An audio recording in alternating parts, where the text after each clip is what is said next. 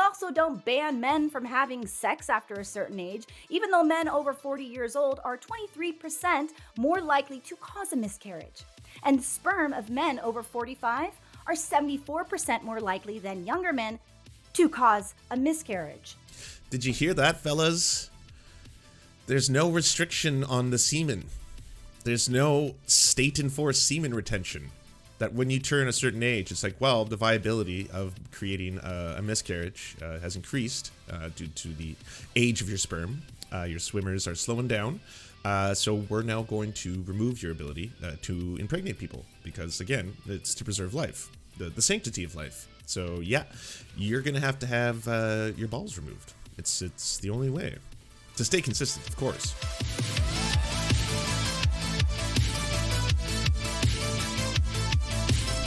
Now, I know everyone's probably seen Cody Shoddy already 1,000 times, but holy shit, is Katy's little 8-minute segment in the middle of this one of the best takedowns of all the anti-abortion arguments I've heard. First of all, the abortion debate isn't really about life, it's about human life. We're okay with killing life, even vegans, since plants are alive, even the bad plants, like the chayote. Going after vegans right out of the gate? Impressive. Just look at that piece of plant. It looks like Shrek's ball sack. F you, chayote, I hate you. Also true. Anyway, the non-religious moral issue is killing a person. So, what's a person? Is it an egg that the uterus sheds and lets die naturally all the time? Is it the sperm that most often ends up dying in a sock? Or, if there's time, a slightly heated gourd? Is it the moment the sperm I feel seen.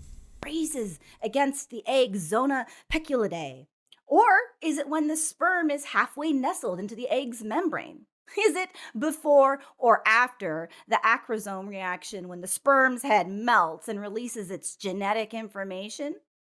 Is it the zygote, a single cell full of the sperm and egg's DNA?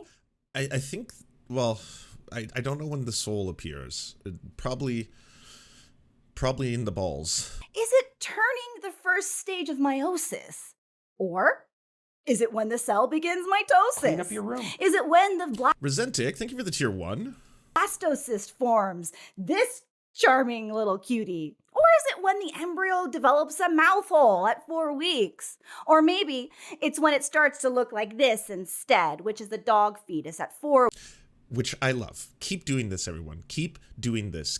I know everyone, like, people on the other side are like, oh, what are you winning a debate with, like, a child's trick? And it's like, then why do you keep falling for this, Charlie Kirk? Why is it that you were impassionately ready to defend the rights of a dolphin fetus?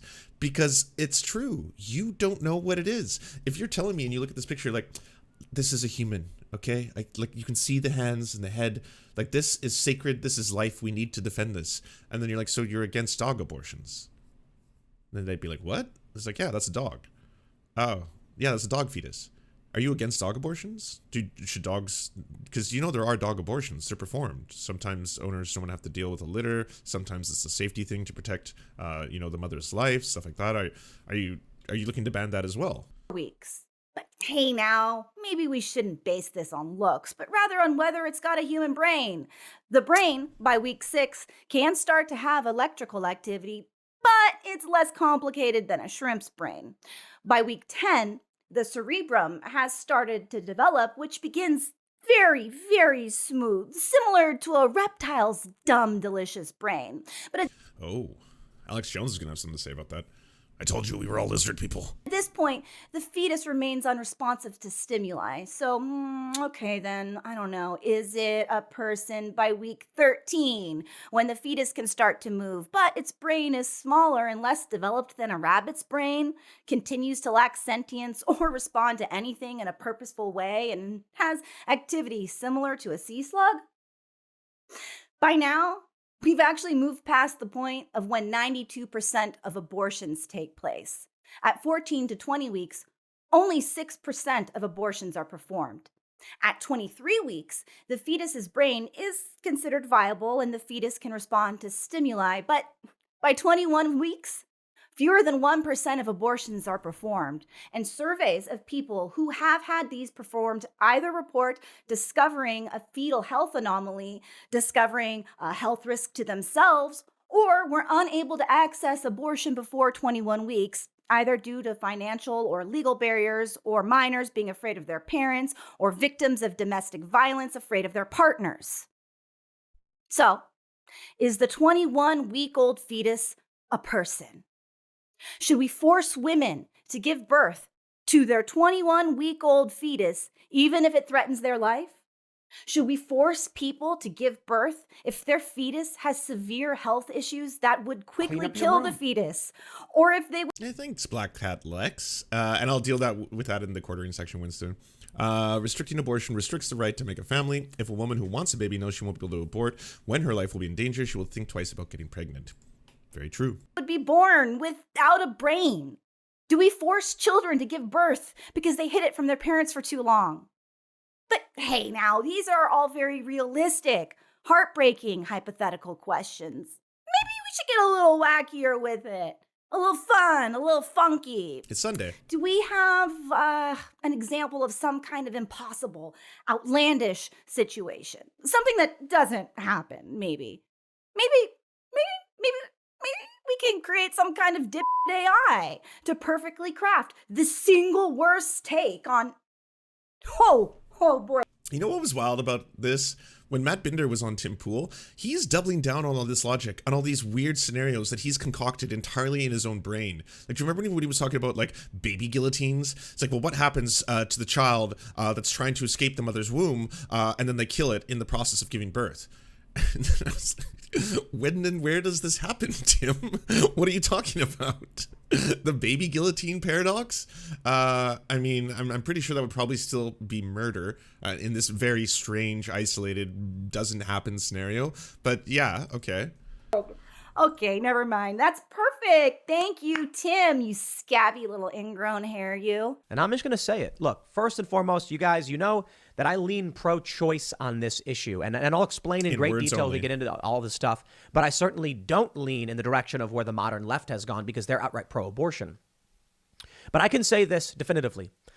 The pro-life stance is a strong moral stance. The pro-choice stance is not. Okay. Oh, okay. Sorry. I didn't realize you were pro-choice. Unlike the left, who you claim is pro-abortion. I mean, you're right. We do love abortion. That's our thing, babe. That's what we're doing out there, constantly protesting in front of OBGYN clinics. I personally push on every baby bump I see hard. We hate babies, you know? Tim is so pro-choice that he claims there's no strong moral stance to keep abortion safe and available. You know, besides the health and freedom of the mother, I guess. I guess that doesn't count, Tim? Tim is so pro-choice that when the Roe v. Wade news first broke, his entire studio exploded in celebration like they were watching the moon landing. Oh my goodness. Supreme Court has voted to overturn Roe v. Wade. We hold that Roe and Casey must be overruled. Justice Alito writes, initial majority draft circulated inside the court. The pro-choice stream, everybody. Whoa, this is nuts. Whoa. Anyway, back to Tim's tweet. He's actually doing the, like... Which asks, what happens if a woman is on the way to get an abortion at 8 months but goes into labor in the lobby of the abortion clinic and accidentally delivers the baby before it could be terminated? Oh gosh, I don't know. I guess the doctors could take a legally acquired AR-15 and shoot the baby, because our country loves shooting babies. But the actual answer to this, not that Tim Pool is actually interested, is that as soon as it has left her body, she can't terminate it because the fetus is no longer in her body. And hey, also, this never happens. Yeah. The only situation even remotely close to this is if the pregnancy has to be induced early due to a deadly situation for the mother, such as preeclampsia. If the fetus is born alive, doctors do not kill it, but it is up to the family if they should try to resuscitate the extremely premature baby or give the premature baby palliative care until it dies naturally. Now, this is often a very painful decision for the parents who may have to Does choose Tim pull up between kids? He limiting does the not. premature He's baby's also not in a pain or trying to relationship. resuscitate it, even if it's unlikely or impossible that it will survive. There are bills called Born Alive abortion survivors that would force doctors to continually resuscitate babies born prematurely, even those with abnormalities that are incompatible with life, meaning that the baby will not survive, even if it's against the parents' wishes. This means potentially forcing a doomed baby through painful procedures until it finally dies. There are whole ethics debates in neonatology about whether persistently resuscitating likely unviable newborns is actually moral, given the high chance of death and potential suffering. It's controversial, so maybe it should be left up to the doctors and patients, just like we leave end of life decisions up to doctors and next of kin should the person be unable to communicate. Seems like there's a big moral stance here concerning the right for people to make these extremely difficult choices, you know? But in this country, we have decided that your right to your own body always supersedes someone else's right to use your body, except for pregnancy. Have you thought about that? Has anyone wrapped their heads around that? Like, you have organs inside you right now. You have kidneys, and you got two of them. And so you could take out one of those kidneys and save someone's life. You could do that. You have the choice. You're not forced to do that, though, even though the action would result in someone's life being saved. The blood that flows inside your veins right now can save lives. And on that note, please donate blood. It's an awesome thing to do. Blood.ca in Canada. I don't know what the resources are in the US, but donate blood. You can have, I think you save like 2.5 lives every time you do it. Your blood regenerates. You get free cookies. It's awesome. Go donate blood. Donating blood is super, super based. Do it. It'll save someone's life. But anyways, the blood that flows into your veins, or through your veins, you could use it to save people's lives. Now, is the state forcing you to donate blood? Is every single person being strapped once a month, or I guess it's once every 4 months, to some kind of a gurney where they then draw the blood out? And they're like, well, we're doing this to save lives. This is for the good of society. We're forcing you against your own autonomy to have to do something that will save another life. That's the way this works, because we're consistent. And this is definitely not just something about subjugating women. It has nothing to do with that. It's not about controlling women's bodies. This is just the way we've decided to operate in the world. So we're going to take your blood. The state will force you against your will. That's kind of weird, right? We don't require forced blood and organ donations even after someone's died and is no longer using their body. But if babies are going to be the one exception, why is it only uterus havers who have to give up their bodily autonomy if they have sex? Because currently we don't even force actual parents to donate blood or bone marrow to their already born children if they need it to survive. But a pregnant person has an obligation to the fetus that we don't require of anyone. Like, think about that. Like, there is no state enforced. You, as a father, the moment after that kid is born, have to preserve the life of the child, have to donate your bone marrow, like, or your blood, or any part of you. That's not a thing. The state does not force that. Your kid is going to die. You can make a choice, though. You get the autonomy. You can make a choice whether the kid lives or dies by taking out your own bone marrow. Clean up your room. That's on you. Aussie Plant Dragon, thank you so much. Appreciate it. Else. Mandatory organ donation isn't a thing. We also don't ban men from having sex after a certain age, even though men over 40 years old are 23% more likely to cause a miscarriage. And the sperm of men over 45 are 74% more likely than younger men to cause a miscarriage. Did you hear that, fellas? There's no restriction on the semen. There's no state-enforced semen retention. That when you turn a certain age, it's like, well, the viability of creating a miscarriage has increased due to the age of your sperm. Your swimmers are slowing down.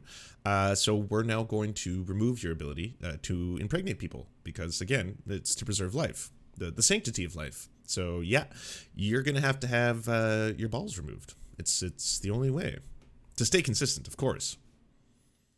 Also, it has that old sperm vibe, you know, like a dusty car. So, should old sperm be illegal? Should we sterilize old testicles? If that sounds like a grotesque violation of our And by the way, I saw that weird tweet by Occupy Democrats that were like retweeting. It's like, in response to the GOP, this certain senator is proposing that we restrict men and they have to be, have their tubes tied at a certain point, and they have to have vasectomies. Retweet if you agree or whatever. And I was like, no. No, the goal here is not to meet their draconian authoritarian ways and make it like not as sexist, maybe more equal, because we're going to do it to guys too. Like, we're still going to do weird authoritarian control over your bodies, but don't worry. This one's a little more progressive. We're doing it to the fellas too. And you're like, no, the point is bodily autonomy. And women, trans men, non-binary people, they should have the same bodily autonomy as everyone else. Just because you don't happen to have a womb doesn't mean you should be able to enforce what people who have wombs do with their bodies. That's the whole idea. So we shouldn't have less bodily autonomy across the board and then try to make it equally. We should just have bodily autonomy, period. men's bodily autonomy, you are correct. Just like what we're doing now to women. It was just to prove hypocrisy. I know that was the point of it, but like it's going to have the opposite effect, right? If you're like, hey, by the way, we're now going to do male Gilead, it's going to be progressive and woke. It's 2022 after all. Okay, well, I mean, this is one potential course. We could try to have more equity and parity if we just restrict the rights of both men and women. But what about not restricting bodily autonomy? What about that option? Because we could go in that direction, which is way better. We just back the fuck off of women's bodies, Stop trying to tell them what they have to do with their bodies, because it's not yours. It's not your body. So why are you trying to legislate what someone else has to do with theirs? And if life begins at conception, as so many Republicans suggest, should we make it illegal for people to drink or smoke or eat sushi after sex, just in case? But even things like working long hours or accidental falls can cause a miscarriage. So, if a company overworks someone who's pregnant, are they liable for murder charges? Yes. If a woman trips and falls and it ends in a miscarriage, is she tried for involuntary manslaughter? Do we want to live in a society of forced organ donation, treating every pregnant person as a potential criminal if they run too fast or eat sushi before they know they're pregnant, and chopping everyone's balls off after 45 years of age? 'Cause I'm ready, folks! I am ready! I got my organ harvesters and clamps and castration wrenches good to go. Bought them years ago, and they're just collecting dust. Or, option 2. Maybe we should be in charge of our own bodies. Seems like that's a pretty clear moral stance to me. Hey, Katy! Guess what? I did the rainbow hand thing. Oh, cool. That's great. Hey, listen, my deposit. Honestly, that whole little segment, it's only 6 minutes long, but just nails every point to the wall, especially just, from being like, so where exactly do we define when the person begins? Because here's a whole bunch of instances. If you didn't know basic biology, and it's probably been a long time since you were in grade 5 taking these courses, but here's how fertilization actually works. Now, at what point does the soul enter the picture? Because I mean, at this point, you could say it's because it starts to look slightly more human. Of course, that isn't a human at all. I'm showing you a dog fetus, but you didn't know that because, again, you're just trying to say a point and relate it to something moral and ethical, and be like, well, this is the sanctity of life you can see before you, and you're like, yeah, that's the sanctity of dog life. Do you enjoy the Serfs but prefer not to have to use your eyeballs? Many are saying this. Well, we've got the solution for you. It's the Serf Times in podcast form. Available on most major podcasting networks now. If you enjoy it, please consider leaving a good review and feedback, because it really helps the show out, apparently, and it's free, just like the podcast. To our gods, Xander Corvus and Peyton L. Just, we are prepared to embark on a mighty jihad in your name. To our monarch, Tom Spiker, we are but your humble jester, attempting in vain to get you to laugh. To our valiant knights of the Round Table, Benji Arnie, Tech Tink, Scary Earth Human, Tony, DM Rivera, Resident Scarecrow, Sir Nickus, Mayred, Cheryl Alvarez, Ruby Kelly, Brandon, Words Greenwood. It doesn't matter what I believe, it only matters what I can prove.